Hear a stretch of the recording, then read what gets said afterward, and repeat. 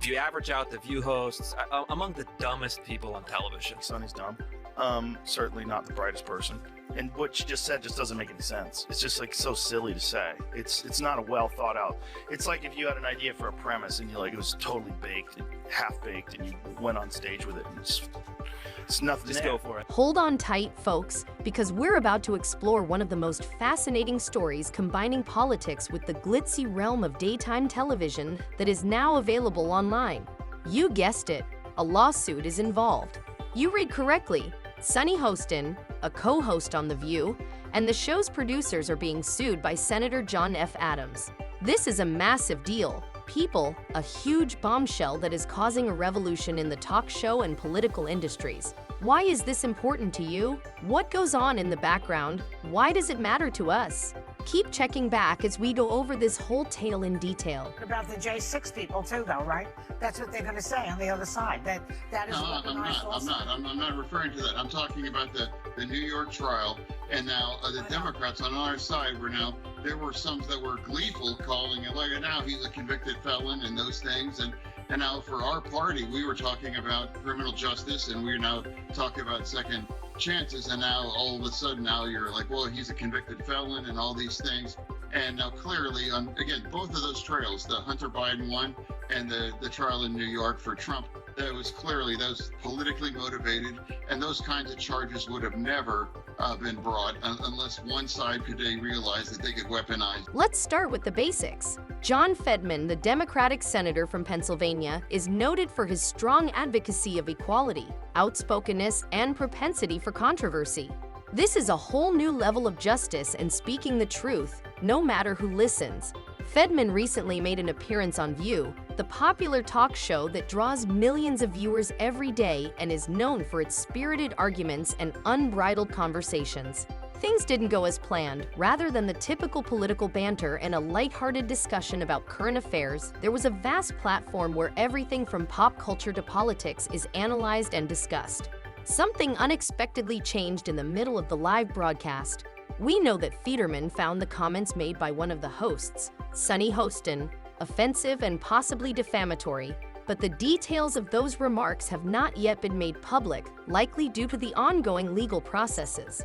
Since the remarks harmed his reputation and the producers did nothing to stop them from airing, he is currently suing Hostin and The View's producers.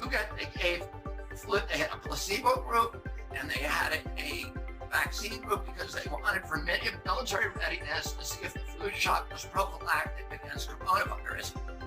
What they found is actually the people who got the flu shot were 36% more likely to get coronavirus. And that's not a lone study. We found 6 other major studies that say the same thing. If you get the flu shot, you're more likely to get coronavirus.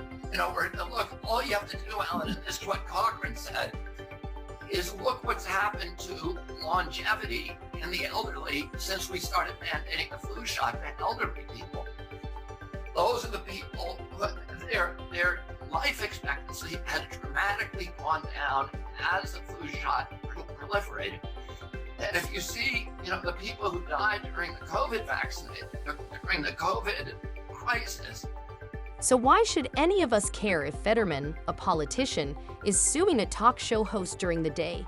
When you consider it, this isn't just a dramatic dispute between two well-known people. Rather, it's an important issue in the continuing debate over media platforms' responsibilities, and more generally how to balance the right to free speech with upholding one's reputation.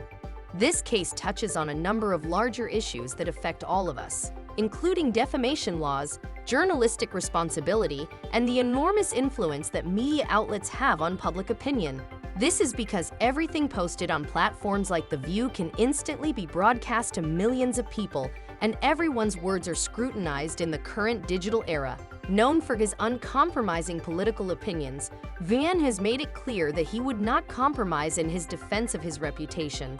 He believes that unedited comments can be harmful, especially when they are expressed on a show with such a large profile. It is not just about him, it is also about setting a standard for how media organizations should operate in order to hold them accountable for the messages they disseminate to the general public. Son, after all, and people do have sympathy for that. but a lot of people are angry with him about it. What do you say? Oh, well, I think it's undeniable that the case against Hunter Biden was really politically motivated, but I also think it's true that the trial in New York for Trump that was political as well too. Now it's that, and in both cases, I think a pardon is appropriate, and I really think collectively, America's confidence in these kinds of institutions have been damaged by these kinds of cases. And we cannot allow these kinds of institutions to be weaponized against our political opponents. And it's very clear both trials were politically motivated and weaponized that on the other. In this day of quick information sharing, every gesture and word has the potential to become viral, making responsible journalism more crucial than ever. Joe Rogan asserts that a chat show with millions of viewers, such as The View, has the power to shape public opinion. Everyone present, not just the visitors, should pay attention to what is said there. Yeah, so that's been overwhelming my past couple days. So I just went in there, did my thing. I had no idea what to expect. I didn't know who Sunny Hostin was. I actually still really don't know. So I wasn't expecting necessarily for her to kind of try to ambush me in that way and attack my character in that way. Well, it is the show that people love to hate. Yes, that's true. They get so much hate watching viral clips of them saying ridiculous things. I mean, Yeah. it is a rabies infested. Now let's put things in perspective. The show is so engaging because Sunny Hostin, who is known for her direct ideas and outspoken manner, is not new to causing controversy. Her direct attitude often leads to some hot situations, but in this case, her boldness seems to have landed the point of view in hot water. Was it just a matter of overstepping the bounds? Was Fetterman's lawsuit a reaction to the situation, or did it point to a bigger issue? This lawsuit is in addition to raising concerns about the extent public figures, especially politicians, will go to in order to safeguard their personal and professional lives in the face of potentially damaging public discourse. It emphasizes how the media must carefully consider their responsibility when airing statements that can affect someone's livelihood and reputation. A new Netflix documentary series about New York Jets quarterback Aaron Rodgers. He said he's heartbroken about friends and family cutting him off for his controversial political views and conspiracy theories. And a lot of Americans can relate to this, especially after this last election. So, do you think it happens everywhere? What I recall about him is when he was asked about the COVID-19 pandemic, during the height of the pandemic, when people had lost loved ones, when people's family members were missing from their Thanksgiving table, like my table, he said, "I'm immunized." And as it turns out, he was not. He had done his own research. He has his Google MD like I do. And I think he said he was allergic to something in the vaccine, but he had COVID and he was in a huddle with his teammates. And I think people felt like, wow, you don't care. You're not your brother's keeper. This could Yeah, really, this that's could really what I think turn it me was against a football. morality Are you thing. telling- The root of this issue is the long-standing tension between free expression and defamation. It is clear that the importance of truth and consideration for people's reputations cannot be understated, even while we support free and unfiltered speech on talk programs, social media, and political platforms. Where do you stand on the narrow line that can sometimes become blurry? Is Fetterman's lawsuit a bit excessive, perhaps too excessive, for something that is just a part of the frenetic business of live television, or do you think Sunny Hostin and The View have gone too far with their remarks? This case is about more than just a single senator and talk show host. It's about the ethics of modern media, the role of accountability in public debate, and how our society navigates the complex intersection of free speech and responsible reporting.